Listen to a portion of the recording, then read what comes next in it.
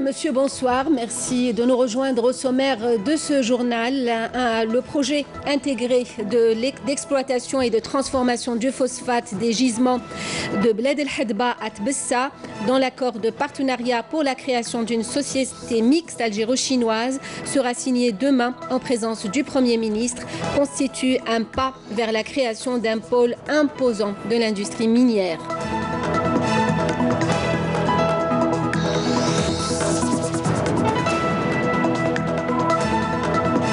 Mise en service d'une nouvelle centrale photovoltaïque à Bir Rba, à nord, au sud-est de Ouargla, en présence de 3 ministres.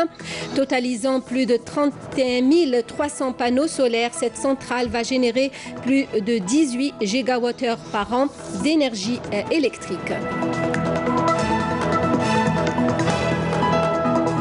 Le jumelage entre les hôpitaux de Tizi Ouzou et de Tamanrasset, lancé en 2014, a permis de pratiquer plus de 2100 interventions chirurgicales à Tamanrasset.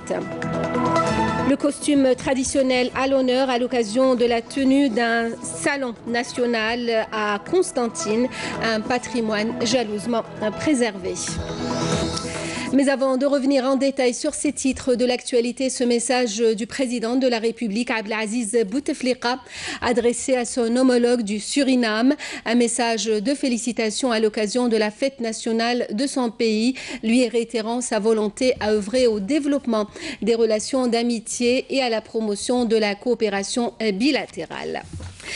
Le projet de loi de finances pour 2019 devant le Conseil de la Nation. Le texte a été présenté ce dimanche par le ministre des Finances, Abdelrahman Raouia, lors d'une plénière présidée par Abdelkader Ben Salah en présence des membres du gouvernement.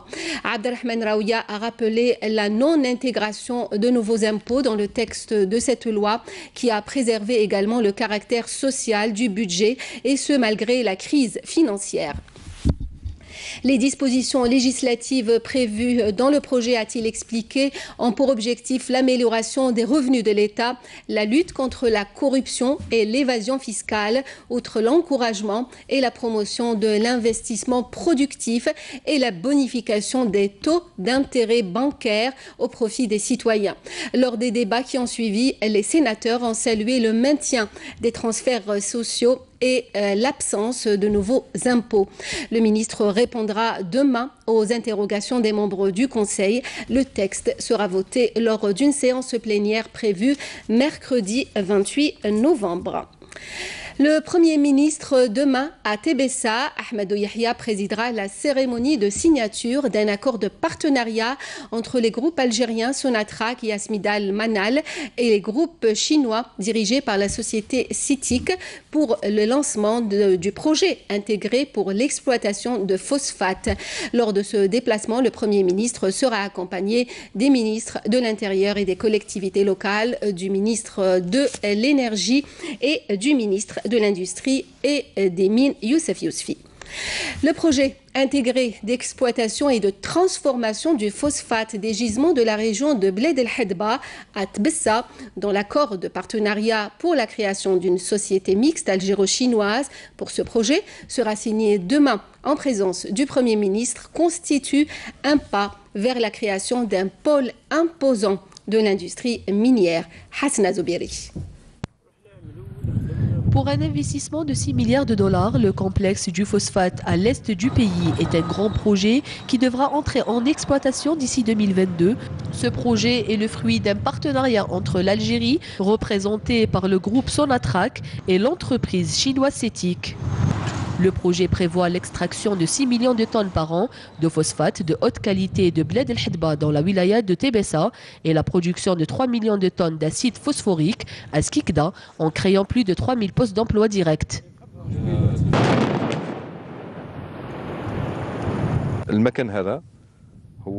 C'est ici où sera lancée la première opération d'exploitation de phosphate brut avec une capacité de production de 6 millions de tonnes par an.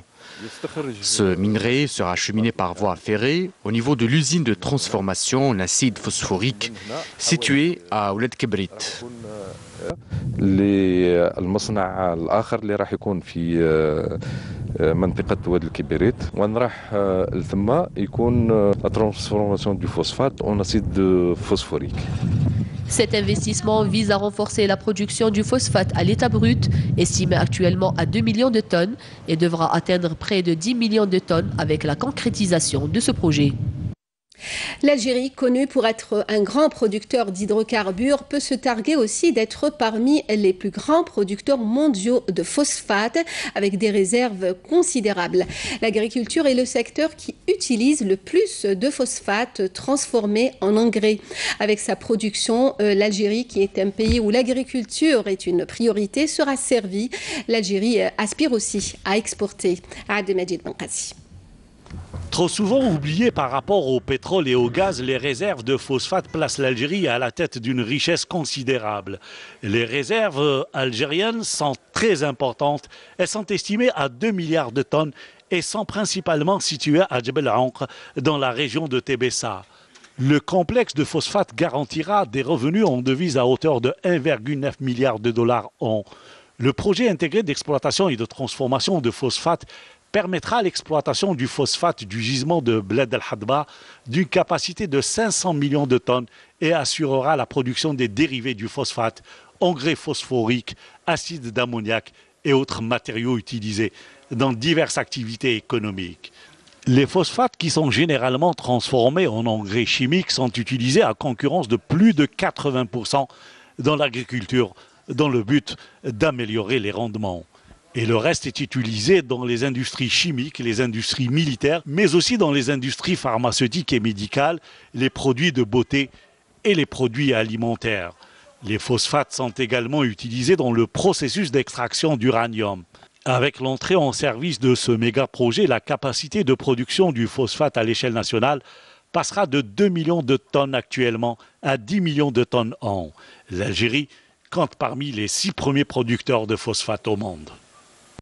Je vous l'annonçais en titre, une nouvelle centrale photovoltaïque d'une capacité de 10 MW a été mise en service aujourd'hui dans la daïra frontalière d'El Borma, dans la wilaya de Ouargla, par le ministre de l'Intérieur, des collectivités locales et de l'aménagement du territoire, qui était accompagné du ministre de l'Énergie, de la ministre de l'Environnement et des Énergies renouvelables, ainsi que du PDG du groupe Sonatrach.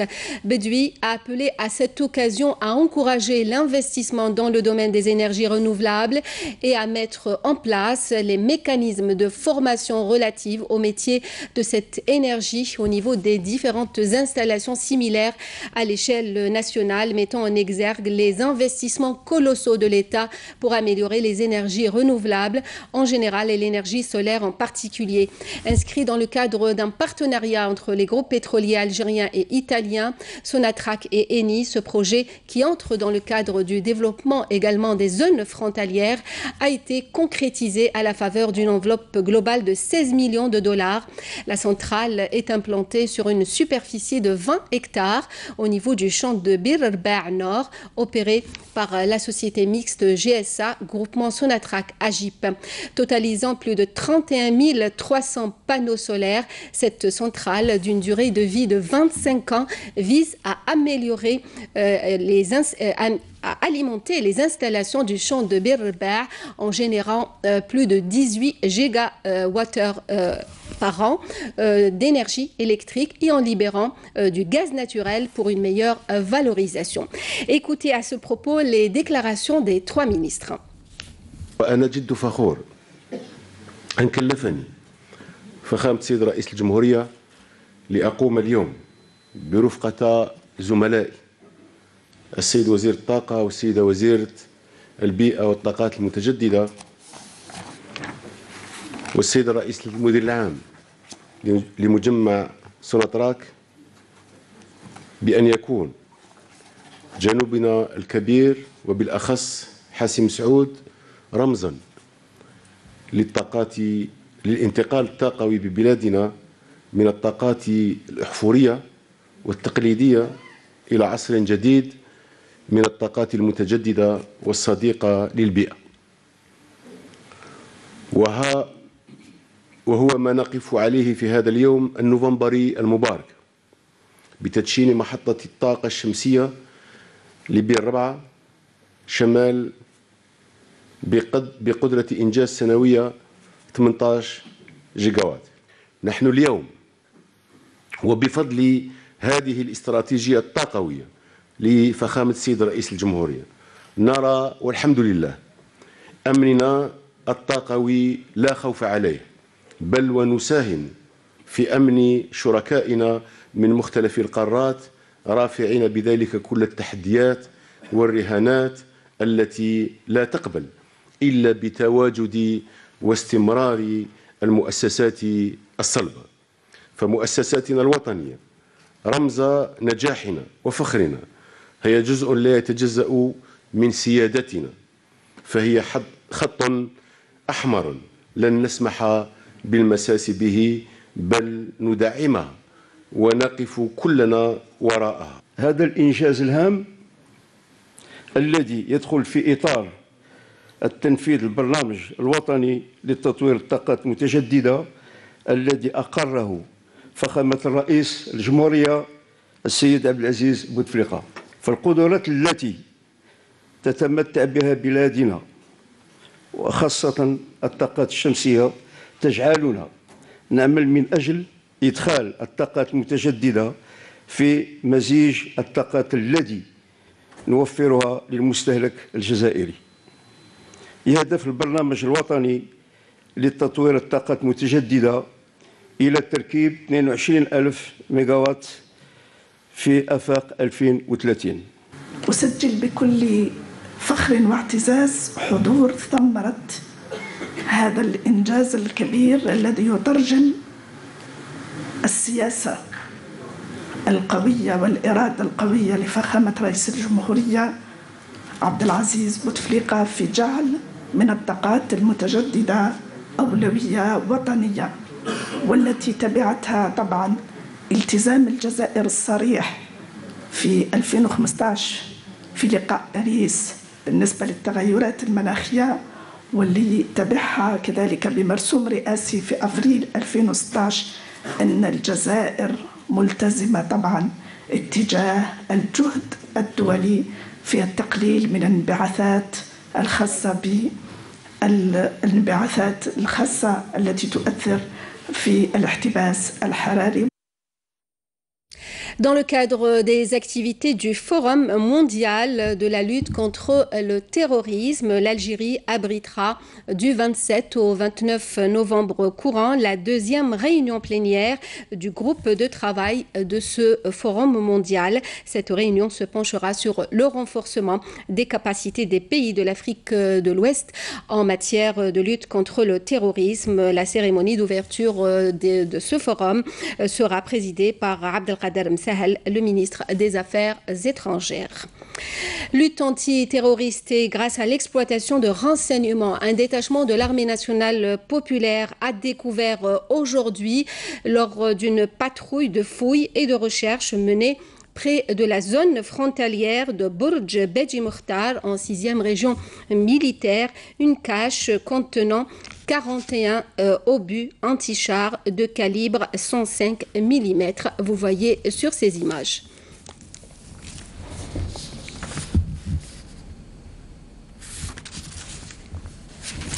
Un élément de soutien au groupe terroriste a été arrêté hier à Adrar par un détachement de l'armée nationale populaire. C'est ce qu'annonce le ministère de la Défense nationale. Par ailleurs, et dans le cadre de la lutte contre la contrebande et la criminalité organisée, des détachements combinés de l'ANP ont appréhendé à Tlemcen et Biskra 4 narcotrafiquants et saisi 34 kg de kif traité et une quantité de munitions. D'autre part, un détachement de l'ANP a arrêté à Ingezem 23 immigrants clandestins de différentes nationalités et saisi 4 groupes électrogènes et 4 marteaux-piqueurs, alors que des gardes-côtes ont mis en échec à Annaba une tentative d'émigration clandestine de 18 personnes qui se trouvaient à bord d'une embarcation de containers construction artisanale, précise le communiqué du MDN. Le déficit commercial de l'Algérie en baisse de près de 59% sur les 10 premiers mois de 2018. Il s'est chiffré à 4,11 milliards de dollars contre un déficit de 9,95 milliards de dollars durant la même période de 2017. Entre janvier et fin octobre 2018, les exportations ont grimpé à 34,126 milliards de dollars, soit une hausse de plus de 20%. Pour les importations, elles ont été très légèrement reculées à 38,240 milliards de dollars contre 38,374 milliards de dollars à la même période de l'année écoulée, soit une diminution de moins 0,35% selon des chiffres des douanes. Les exportations ont assuré la couverture des importations à hauteur de 89% contre 74% à la même période de l'année précédente. Les hydrocarbures ont encore représenté l'essentiel des ventes algériennes à l'étranger, 93,17% du montant global des exportations. La facture alimentaire est en hausse de plus de 1,83%. L'Italie se maintient à la tête du podium des clients de l'Algérie, la Chine, premier fournisseur de notre pays. Donner davantage de prérogatives et d'autonomie aux autorités locales pour la gestion des espaces publics communaux. C'est la thématique qui a été discutée et garantie d'ailleurs par un décret exécutif. Le secteur privé sera associé pour développer le tissu économique des communes. Une journée d'études a été organisée à Gigel pour mettre en application ces décisions. Camélia Mellel. Un décret exécutif via un point nommé donner des prérogatives aux autorités locales pour l'exploitation des espaces publics communaux avec la participation du secteur privé et ce selon les termes d'une convention garantissant ainsi le succès aux deux parties. Tout cela a été longuement débattu lors d'une journée d'études organisée par la wilaya de Gigel. Marchés de proximité, crèches, lieux touristiques, culturels et sportifs viendront ainsi enrichir le tissu économique et socio-culturel des localités, ce qui devra booster la dynamique économique et créer des opportunités d'emploi.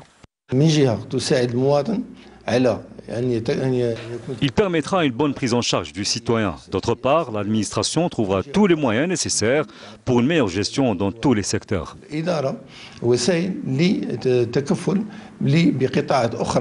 Ce nouveau décret s'inscrit dans le cadre de mesures prises par le ministère de l'Intérieur et des collectivités locales pour promouvoir l'autonomie des collectivités territoriales en leur confiant davantage de prérogatives dans la prise de décision.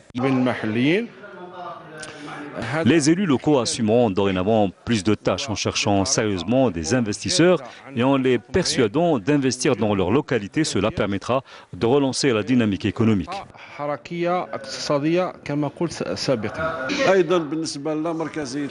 C'est une bonne chose puisque ce nouveau décret permettra donc la décentralisation de la décision en donnant une relance au niveau des collectivités locales en général. Une opération qui aura des retombées majeures sur le développement des collectivités locales, boostant significativement l'économie du pays. Parlons agriculture à présent et direction Msila où la mise en valeur des terres engagées il y a quelques années commence à porter ses fruits. La filière céréales se porte bien, la production est en hausse régulière. Des dizaines de coopératives voient le jour et la wilaya a réalisé un bond qualitatif grâce au travail bien sûr, mais aussi aux techniques modernes utilisées. Salem Kasser.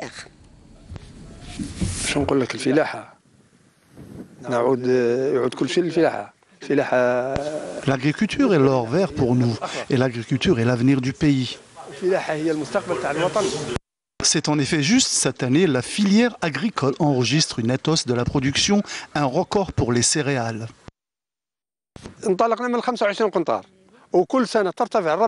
Nous avons démarré avec une production de 25 quintaux et chaque année, la production augmente encore et encore.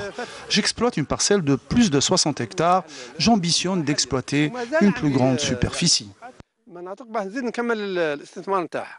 Déjà une production de 160 000 quintaux enregistrés cette année, mais les prévisions pour les années à venir sont optimistes, quand on sait que la wilaya a des capacités de stockage qui peuvent aller jusqu'à 700 000 quintaux. Nous avons octroyé des subventions aux agriculteurs qui possèdent des coopératives d'un montant de 11 milliards de centimes pour développer cette filière agricole, notamment dans les outils qui permettent une irrigation avec des nouvelles techniques comme le goutte à goutte et l'arrosage par pivot, en plus de 25 dossiers qui sont à l'étude d'une valeur de 7 millions de dinars. Plusieurs facteurs ont favorisé l'augmentation de la production, dont les aides octroyées par les pouvoirs publics, les orientations des agriculteurs ainsi que les campagnes de vulgarisation sur les techniques modernes d'irrigation et de fertilisation des terres. Nous utilisons l'arrosage par pivot et la pompe pour amener de l'eau. Nous avons vendu cette année 14 400 quintaux de semences. Nous avons un entrepôt où il y a des machines agricoles, entre autres des tracteurs et des moissonneuses-batteuses. La production annuelle, qui est de 160 000 hectares, enregistrée dans la wilaya de Msila, pourrait atteindre les 200 000 quintaux au cours de la campagne agricole 2018-2019. La ministre de l'Éducation nationale a fait état d'une nette baisse des erreurs contenues dans les manuels scolaires. Pour Nouria Benrabrit, qui s'exprimait en marge d'une réunion avec les cadres de l'Office national des publications scolaires, cette baisse notable fait suite à l'adoption d'un système de coordination permettant la vérification du contenu sur tous les aspects avant la phase d'impression.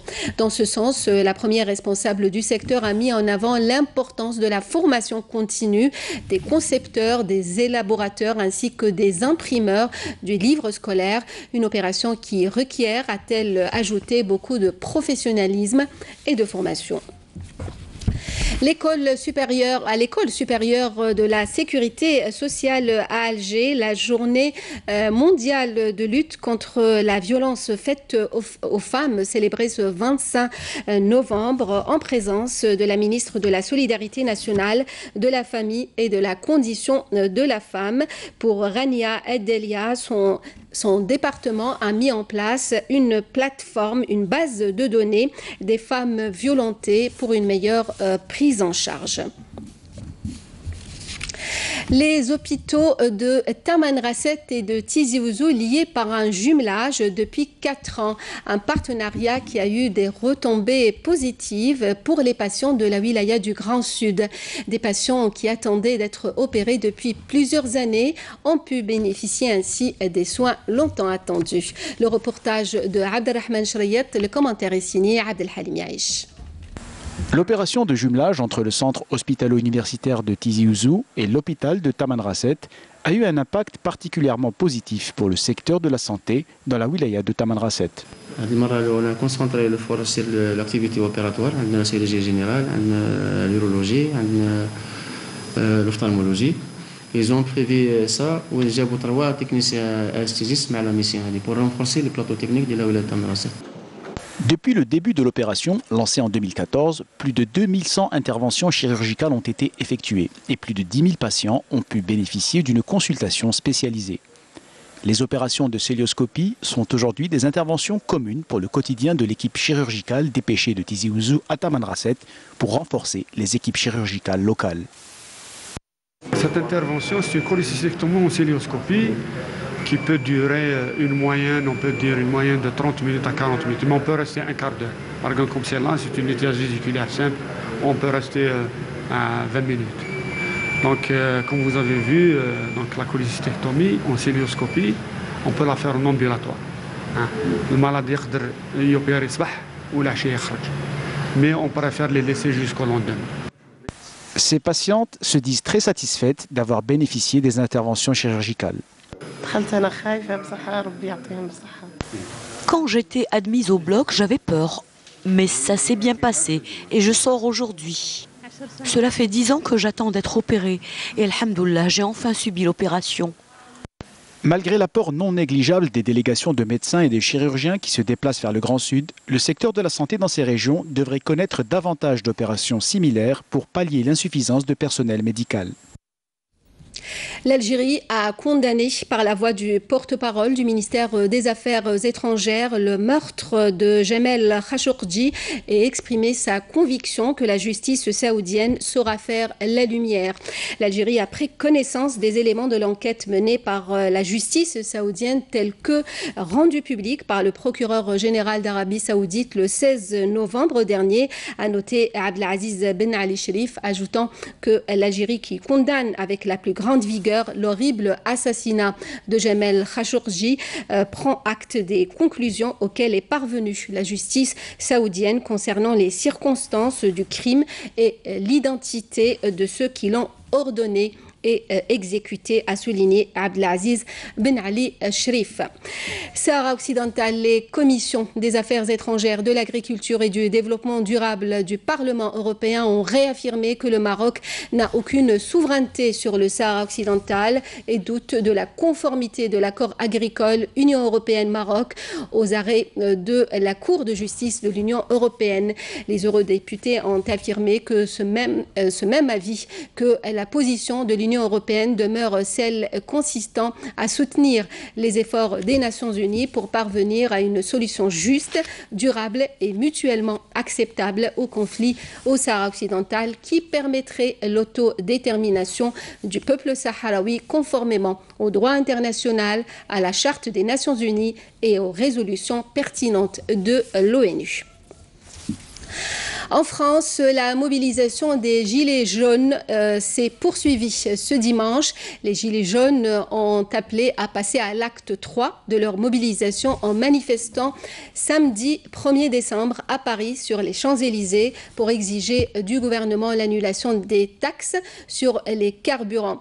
Hier, la mobilisation a vite dégénéré dans les rues de Paris avec des heurts entre manifestants et forces de l'ordre qui ont dû utiliser des grenades lacrymogènes, des grenades assourdissantes et des canons à eau. Retour en Algérie pour terminer ce journal. À Constantine, la ville des ponts suspendus accueille en ce moment le Salon national du costume traditionnel. Un large panel d'habits traditionnels dont toute sa richesse et sa diversité du patrimoine algérien est exposée lors de cette 3e édition. Naïm Haouch. À l'heure où la modernité et le branché influencent nos modes d'habillement, on penserait naïvement que le traditionnel n'a plus sa place. Pourtant, les Algériens restent fidèles aux traditions.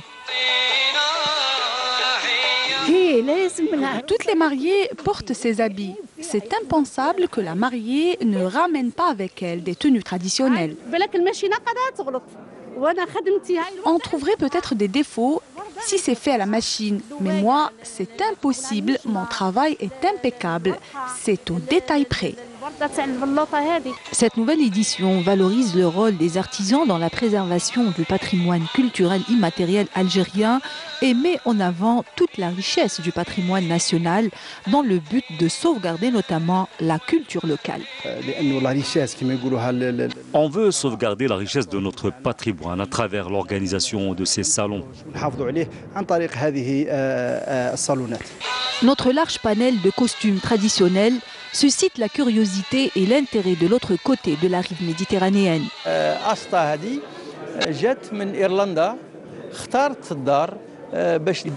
est une jeune Irlandaise qui en 2014 est venue ici et a axé son projet de fin d'études sur l'habit traditionnel algérien. Elle était impressionnée. Résultat, elle était majeure de promo.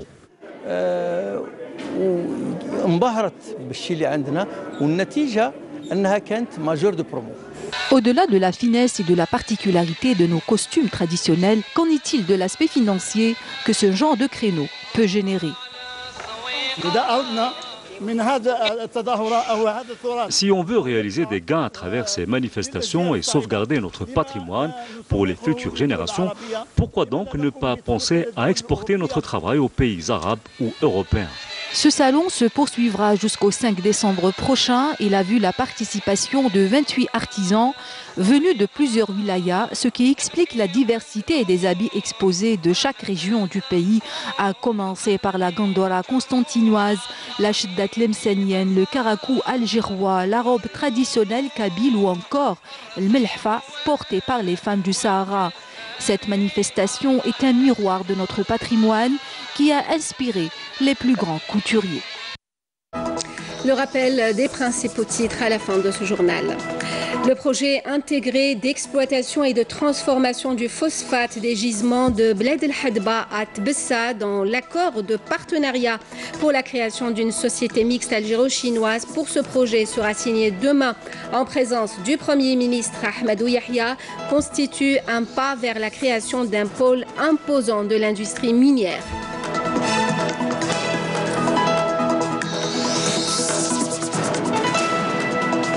Mise en service d'une nouvelle centrale photovoltaïque à Bir Erba' Nord au sud-est de Ouargla en présence de 3 ministres, totalisant plus de 31 300 panneaux solaires. Cette centrale va générer plus de 18 gigawattheures par an d'énergie électrique.